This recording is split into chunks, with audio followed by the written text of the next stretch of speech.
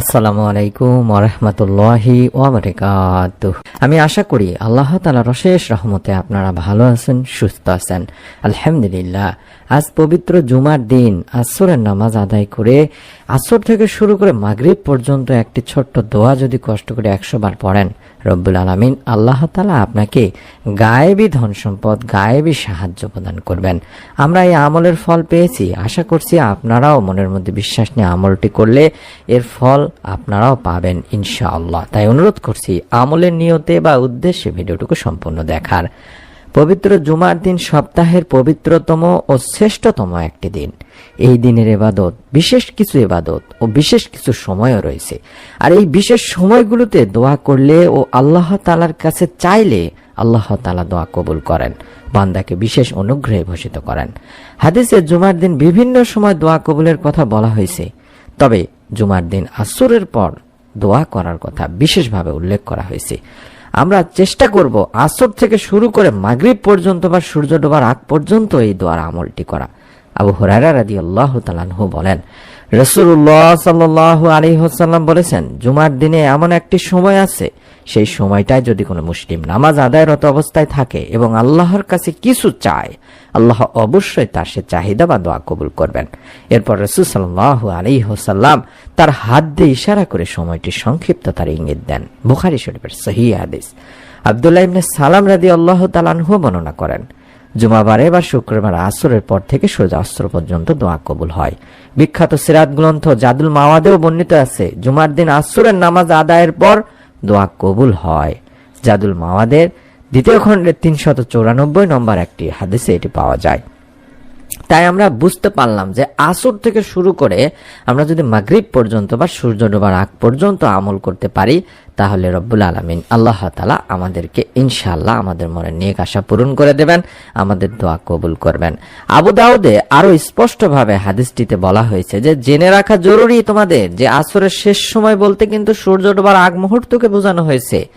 জাবের ইবনে আব্দুল্লাহ রাদিয়াল্লাহু তাআলা আনহু থেকে বর্ণিত হাদিসে আল্লাহর রাসূল সাল্লাল্লাহু আলাইহি সাল্লাম বলেন, জুমার দিনের যে 12 ঘন্টা আছে, এই 12 ঘন্টার মধ্যে এমন একটি মুহূর্ত বা সময় আছে, যদি কোনো মুসলিম এই সময় আল্লাহ তাআলার কাছে কিছু প্রার্থনা করে, অর্থাৎ কিছু চায়, তাহলে মহান ও সর্বশক্তিমান আল্লাহ তাকে তা দান করেন। আর এই মুহূর্তটি তোমরা আসরের শেষ সময়ের দিকে অনুসন্ধান করো, অর্থাৎ সূর্য ডোবার আগ মুহূর্তের দিকে বেশি বেশি করে আপনারা এই সময় আমলটি করার চেষ্টা করবেন। গায়েব থেকে যদি কিছু পেতে চান, তাহলে আপনাকে গায়েবী রিজিক পাওয়ার জন্য যে আমলগুলো করতে হয় সেগুলো বেশি বেশি করতে হবে। যেমন গায়েবের মালিক হলেন যেহেতু একমাত্র আল্লাহ রাব্বুল আলামিন, তাই আমাদেরকে যদি চিন্তার বাহিরে থেকে, কল্পনার বাহিরে থেকে, গায়েব থেকে কিছু পেতে চাই, তাহলে আল্লাহ তাআলার দুয়ারে আমাদেরকে ধর্ণা দিতে হবে, ডাকতে হবে মহান রব্বুল আলামিনকে মনে প্রাণে, আল্লাহ তাআলার মন জয় করে নিতে হবে। তাহলে আপনিও গায়েবী ধন সম্পদ, গায়েবী রিজিক, গায়েবী সাহায্য পাবেন এবং রহমতে ভরপুর হবে আপনার এই ইহকালীন জীবন এবং পরকালীন জীবন। গায়েবী ধন পাওয়ার জন্য বেশ কিছু দোয়ার আমল রাসূল সাল্লাল্লাহু আলাইহি সাল্লাম এবং সেই যুগের উলামায়ে কেরামগণেরাও শিখিয়ে গেছেন এবং নিজেরাও করেছেন। আমাদের সেখান থেকে 2-1টি দোয়া আমি আপনাদের জন্য তুলে ধরছি ইনশাআল্লাহ। রব্বুল আলামিন আল্লাহ তাআলা চাহে তো এর আমলের ওসিলায় আপনিও রিজিকে বরকত পাবেন, গায়েবী রিজিক পাবেন। প্রথমে যে আমলটি করতে বলবো সেটা হলো ইস্তেগফারের আমল। কারণ মহান রব্বুল আলামিন আল্লাহ বলেন, আর আমি তো বলেছি তোমরা তোমাদের প্রভুর কাছে ক্ষমা প্রার্থনা করো, নিশ্চয় তিনি অত্যন্ত ক্ষমাশীল, তিনি তোমাদের জন্য প্রচুর বৃষ্টিপাত করবেন এবং তিনি তোমাদের ধন সম্পদ ও সন্তান সন্ততি দ্বারা সমৃদ্ধ করবেন। সূরা নূহতে বলা হয়েছে।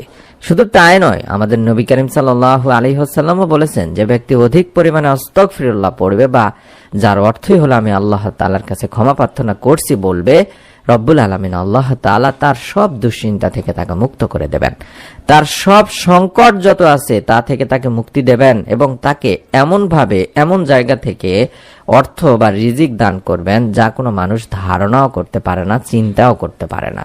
অর্থাৎ এটাকে গায়েব রিজিক, গায়েব থেকে পাওয়া কোনো কিছু বলা হয়। যেমন আপনি যেটাকে কল্পনাই করেন নাই যে এখান থেকে আল্লাহ তাআলা আপনাকে রিজিক দিতে পারেন, আপনাকে ধন সম্পদ দিতে পারেন, আপনাকে প্রাচুর্য দিতে পারেন, আপনার টেনশন দুশ্চিন্তা দূর করে দিতে পারেন, আপনি ভাবেনও না একবারও যে এটা আমি পাবো বা এটা আমার পাওয়ার কথা। সেই রকম জায়গা থেকে যখন পাবেন, আল্লাহ তাআলা এটাকে আমাদেরকে মনে করতে হবে যে আমাকে আল্লাহ তাআলা গায়েব থেকে দান করেছেন, গায়েবী রিজিক প্রদান করেছেন। আর এটা পাওয়ার জন্য প্রথম কাজটাই হলো 100 বার করে প্রত্যেক দিন অন্তত কম করে হলো আস্তাগফিরুল্লাহ, আস্তাগফিরুল্লাহ, আস্তাগফিরুল্লাহ বেশি বেশি করে পড়া, মনে প্রাণে বিশ্বাস নিয়ে, এবং আপনার গুনাহের জন্য লজ্জিত হওয়া, পাপের জন্য লজ্জিত হওয়া, এবং গায়েবী রিজিক পাওয়ার যে ছোট্ট একটি দোয়া আছে সেই দোয়ার আমলটি করা। আমি সেই দোয়ার আমলটি আপনাদেরকে শিখিয়ে দিচ্ছি। আশা করছি আপনারা এই দোয়ার আমলের মাধ্যমে আল্লাহ তাআলার পক্ষ থেকে ইনশাআল্লাহ গায়েবী রিজিক পাবেন। আর সেই দোয়াটি আমি স্ক্রিনের মধ্যে দেখাই দিচ্ছি। সুবহানাল্লাহি ওয়া বিহামদিহি, সুবহানাল্লাহিল আলিয়্যিল আযীম ওয়া বিহামদিহি আস্তাগফিরুল্লাহ। আবারও বলছি, সুবহানাল্লাহি ওয়া বিহামদিহি, সুবহানাল্লাহিল আলিয়্যিল আযীম ওয়া বিহামদিহি আস্তাগফিরুল্লাহ। এটা অন্তত 100 বার পড়ার চেষ্টা করবেন। আজ পবিত্র জুমার দিন আসর থেকে শুরু করে, যেটা বললাম সূর্য ডোবার আগ মুহূর্ত বা মাগরিব পর্যন্ত বা মাগরিবের পরেও আপনারা আমলটি করবেন, এবং যদি সম্ভব হয় ফজরের নামাজের পরেও আমলটি করার চেষ্টা করবেন।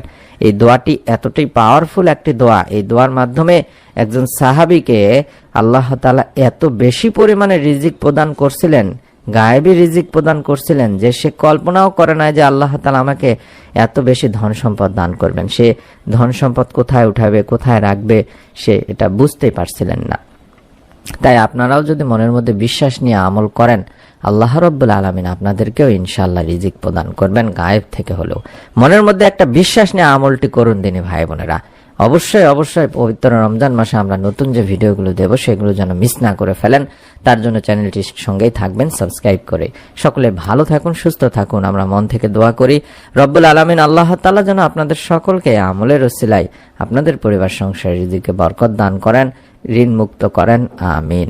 আসসালামু আলাইকুম ওয়া রাহমাতুল্লাহ।